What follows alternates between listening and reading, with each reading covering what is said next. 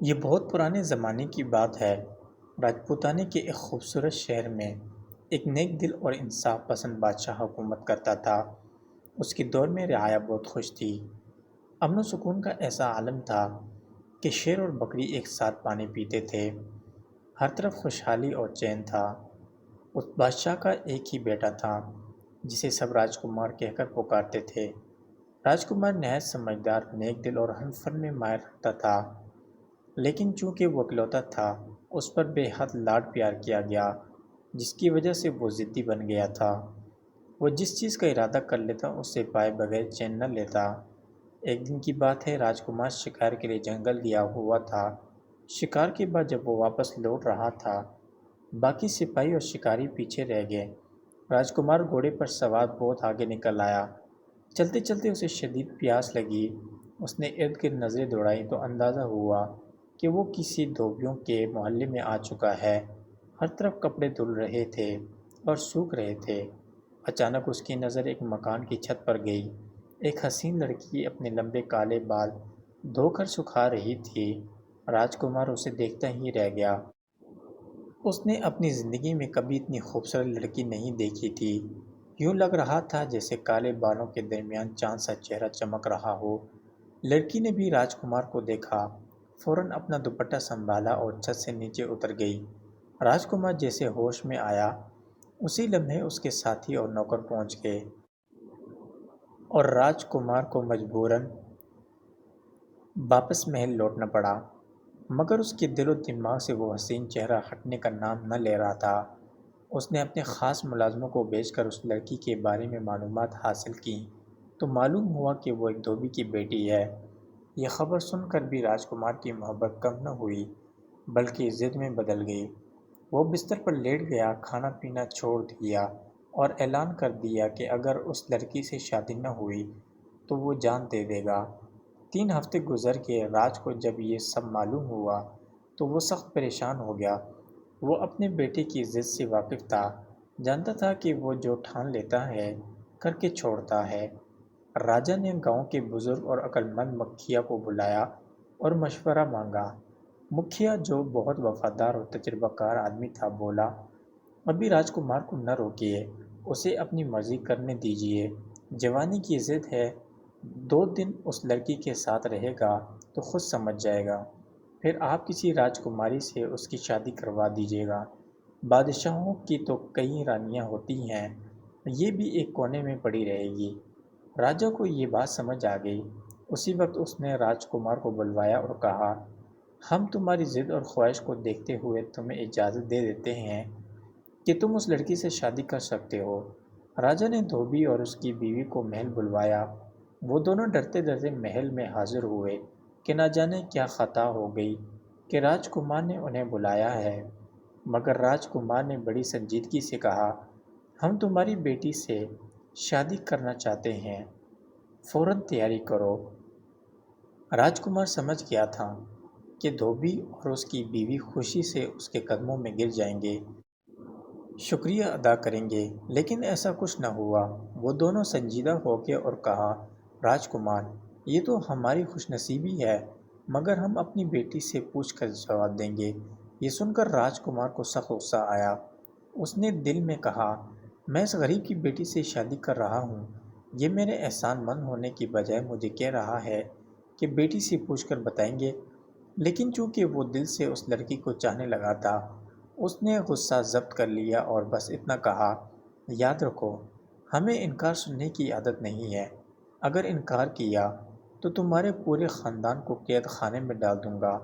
دھوبی اور اس کی بیوی جیسے ڈرتے ہوئے آئے تھے ویسے ہی لرزتے کانپتے واپس چلے گئے۔ گھر پہنچ کر انہوں نے اپنی بیٹی سے ساری بات بتائی۔ لڑکی نے کچھ دیر خاموشی کے بعد کہا، ٹھیک ہے، میں راضی ہوں، لیکن راجکمار سے کہیے گا کہ میری 4 شرطیں ہیں، وہ خود آ کر سن لیں، اگر منظور ہو تو بارات لے کر آئیں۔ اگلی صبح دھوبی محل گیا اور راجکمار کو اپنی بیٹی کا پیغام دے کر آیا۔ راجکمار، جو پہلے ہی ضد اور محبت کی آگ میں جل رہا تھا، یہ سن کر غصے سے لال پیلا ہو گیا۔ اس نے سوچا، ایک تو میں دھوبی کی بیٹی سے شادی کر رہا ہوں، اس کے خاندان کو عزت دے رہا ہوں اور یہ لڑکی مجھ پر شرطیں لگا رہی ہے۔ اس کا دل چاہا کہ دھوبی کو وہیں ختم کر دے، مگر چونکہ وہ اس لڑکی سے واقعی محبت کرنے لگا تھا، اس نے خود پر قابو پایا۔ تجسس اور ضد اسے چین نہ لینے دیتی۔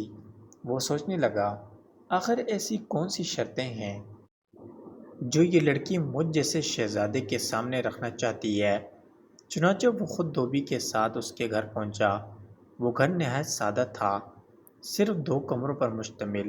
نیچے دھوبی اور اس کی بیوی رہتے تھے اور اوپر کی منزل پر لڑکی کا کمرہ تھا۔ راجکمار کے آنے پر لڑکی نے پردے کے پیچھے بیٹھ کر بات کرنا شروع کی۔ اس نے اپنی آواز میں نہ غرور رکھا نہ عاجزی، بلکہ ایک عجیب سنجیدگی اور وقار تھا۔ اس نے کہا، راجکمار، اگر آپ مجھ سے شادی کرنا چاہتے ہیں تو میری 4 شرطیں ہیں۔ اگر آپ کو قبول ہو تو ہی بات آگے بڑھے گی۔ راجکمار نے کچھ کہے بغیر سر ہلایا۔ لڑکی نے پہلی شرط بیان کی۔ پہلی شرط یہ ہے کہ میں آپ کے محل میں رات نہیں گزاروں گی۔ صبح آؤں گی، شام کو واپس اپنے گھر چلی جایا کروں گی۔ راجکمار چونکا، دل میں سوچا، یہ کیسی بے وقوفی ہے؟ ایک بار شادی ہوگی تو یہ خود محل چھوڑ کر جھونپڑی میں واپس نہیں جائے گی۔ وہ بولا، مجھ کو یہ شرط منظور ہے۔ لڑکی نے دوسری شرط رکھی۔ دوسری شرط یہ ہے کہ آپ مجھے کبھی چھونے یا مجھ سے بات کرنے کی کوشش نہیں کریں گے۔ اب تو راجکمار کو ہنسی آ گئی۔ دل میں بولا، یہ شادی ہے یا مذاق؟ شادی کے بعد سب کچھ خود ہی بدل جائے گا۔ وہ بولا، یہ بھی منظور ہے۔ پھر لڑکی نے تیسری شرط بتائی، میں آپ کے محل کا پانی بھی نہیں پیوں گی۔ راجکمار نے دل میں سوچا، یہ کیسے ممکن ہے؟ جب سارا دن محل میں رہے گی تو کچھ تو کھائے پیے گی۔ لیکن وہ بولا، ٹھیک ہے، مجھے یہ بھی منظور ہے۔ اب لڑکی نے چوتھی اور آخری شرط رکھی، جو سب سے سخت اور چونکا دینے والی تھی۔ اگر آپ نے مجھے ایک انگلی سے بھی چھونے کی کوشش کی تو ہمارا رشتہ ختم، پھر میں کبھی واپس نہیں آؤں گی۔ راجکمار دل ہی دل میں حیران ہو رہا تھا، یہ لڑکی تو نری پاگل ہے۔ لیکن کوئی بات نہیں، ایک بار شادی ہوگی پھر سب شرطیں اپنی جگہ رہ جائیں گی۔ راجکمار نے گہری سانس لی اور کہا، تمہاری 4 شرطیں مجھے منظور ہیں، اب بارات لے کر آؤں گا۔ لڑکی نے جواب دیا، تو پھر آپ بارات لے آئیے۔ یہ کہہ کر وہ چپ ہو گئی۔ راجکمار نے محسوس کیا کہ یہ لڑکی عام لڑکیوں سے بہت مختلف ہے۔ نہ اس میں غرور تھا، نہ ہی کوئی گھبراہٹ، ایک عجب رازداری اور سکون تھا اس کے لہجے میں۔ راجکمار نے جلدی میں اپنے چند خاص دوستوں کو جمع کیا، بہانہ بنایا کہ کسی بزرگ کے حکم پر شادی ہو رہی ہے، اور سادگی سے پھیرے پڑھوا کر اس لڑکی کو دلہن بنا کر محل لے آیا۔ لڑکی نے عام سی ساڑی پہنی ہوئی تھی اور ایک بڑا سا گھونگھٹ نکال رکھا تھا جس سے چہرہ بالکل چھپ گیا تھا۔ کوئی پہچان نہیں سکتا تھا کہ یہ نئی دلہن ہے یا کوئی خادمہ۔ بادشاہ اور ملکہ اس شادی میں شامل نہیں ہوئے، صرف راجکمار کی ایک خاص داسی ہاتھ باندھے کھڑی تھی، حکم کی منتظر۔ شام ہوتے ہی داسی آئی اور بولی، گاڑی تیار ہے، راجکماری کو روانہ ہونا ہے۔ نئی دلہن اٹھی اور گھونگھٹ سنبھالتی ہوئی سیدھی گاڑی میں جا کر بیٹھ گئی۔ شادی کو اب چند ہی دن گزر چکے تھے۔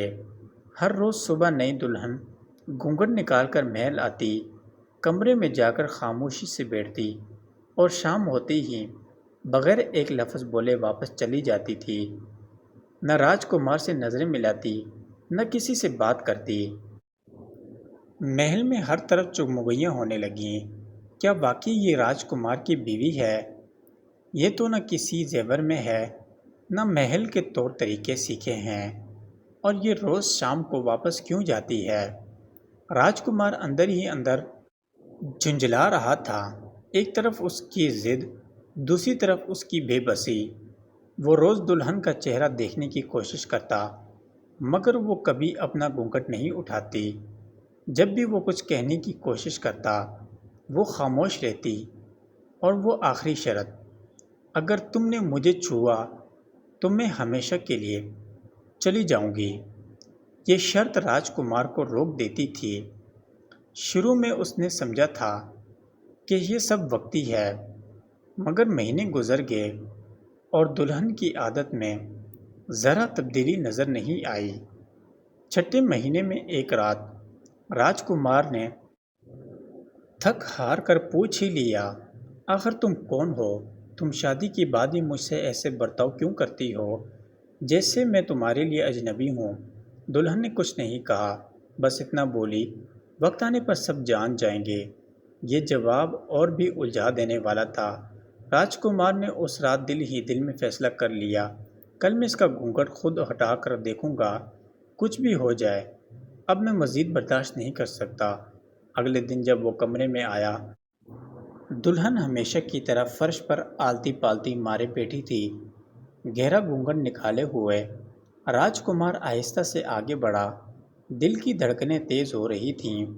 وہ اس کے قریب جا کر جھکا، ہاتھ بڑھایا اور گھونگھٹ کی ایک کونی پکڑ لی، لیکن جیسے ہی اس نے ہلکی سی کپڑے کو چھوا، دلہن یکدم کھڑی ہو گئی، آواز میں سردی، آنکھوں میں آگ۔ میں نے کہا تھا اگر چھوا تو رشتہ ختم۔ راج کمار پیچھے ہٹ گیا۔ دلہن نے کمرے کی جانب اشارہ کیا، دیکھ لو، اب میں جا رہی ہوں، ہمیشہ کے لیے۔ تم نے وعدہ توڑا۔ راج کمار کی آنکھیں کھلی کی کھلی رہ گئیں۔ وہ اس کے پیچھے بھاگا، مگر دروازے تک پہنچتے پہنچتے وہ نظروں سے اوجھل ہو گئی۔ اگلی صبح راج کمار نے شہر بھر میں اعلان کروایا، جو بھی میری بیوی کو واپس لائے گا اسے انعام دیا جائے گا۔ لیکن پورے راج میں کوئی یہ نہ جان سکا کہ وہ لڑکی آخر کہاں گئی۔ کوئی کہتا وہ جنات کی عورت تھی، کوئی کہتا وہ کوئی راج کماری تھی جو بدلہ لینے آئی تھی، اور کوئی کہتا وہ جادوگرنی تھی جو راج کمار کو سبق سکھا کر چلی گئی۔ مگر حقیقت کیا تھی؟ کہانی کا اصل راز کیا تھا؟ دلہن کے دل میں کیا تھا؟ اور وہ بس آئے گی یا نہیں؟ راج کمار اس روز ساری رات سو نہ سکا۔ اس کی آنکھوں کے سامنے وہ آخری منظر گھوم رہا تھا جب اس کی بیوی نے سرد آواز میں کہا تھا، تم نے وعدہ توڑا، اب میں جا رہی ہوں۔ صبح ہوتے ہی راج کمار نے اپنے خاص سپاہیوں کو بلا کر حکم دیا، ملک کے کونے کونے میں تلاش کرو، وہ جو بھی ہو جہاں بھی ہو، مجھے میری بیوی واپس چاہیے۔ دن گزرتے گئے، ہفتے بیت گئے، مگر بیوی کا کچھ پتہ نہ چلا۔ ایک دن راج کمار اپنی سواری پر محل سے دور جنگل کی طرف نکل گیا۔ دل بوجھل تھا، آنکھیں تھکی ہوئی اور دماغ میں صرف ایک سوال، وہ کون تھی اور کہاں چلی گئی؟ جنگل کے بیچ ایک پرانا سنسان مندر دکھائی دیا۔ وہ نیچے اترا اور کچھ دیر وہاں بیٹھ کر سکون لینے کی کوشش کی۔ اچانک ایک بوڑھا فقیر اس کے قریب آیا، بال سفید، آنکھوں میں عجیب سی روشنی، ہاتھ میں ایک چمکتا ہوا عصا۔ فقیر بولا، کیا تم اپنی بچھڑی ہوئی دلہن کو ڈھونڈ رہے ہو؟ راج کمار راج کمار چونک گیا، تمہیں کیسے معلوم؟ میں نے تو کسی سے کچھ نہیں کہا۔ فقیر مسکرایا، یہ دنیا کی بات نہیں ہے بیٹا۔ وہ لڑکی جسے تم بیوی سمجھتے ہو اصل میں کوئی عام انسان نہیں۔ راج کمار کی سانسیں رک گئیں۔ پھر وہ کیا ہے؟ فقیر آہستہ سے بولا، وہ ایک نایاب نسل کی پری ہے، پریوں کی دنیا سے نکلی تھی، تمہارے ضد کی وجہ سے تمہاری زندگی میں آئی، مگر تم نے شرط توڑ دی، اب وہ اپنے جہاں واپس جا چکی ہے۔ راج کمار کی آنکھوں سے آنسو بہنے لگے، کیا میں اسے واپس لا سکتا ہوں؟ کیا میں اس سے معافی مانگ سکتا ہوں؟ فقیر نے راج کمار کی طرف ایک عجیب سی چھڑی بڑھائی، یہ عصا لے لو، اسے لے کر اس مقام پر جاؤ جہاں سورج اور چاند ایک ساتھ نکلتے ہیں، وہاں تمہیں ایک دروازہ ملے گا، وہی ہے پریوں کا دروازہ۔ راج کمار نے پوچھا، لیکن سورج اور چاند ایک ساتھ، وہ تو ممکن نہیں۔ فقیر مسکرایا، محبت ممکن بنا دیتی ہے وہ سب کچھ جو عقل سے بعید ہو۔ تمہاری سچی نیت ہو تو دروازہ تمہیں خود نظر آ جائے گا۔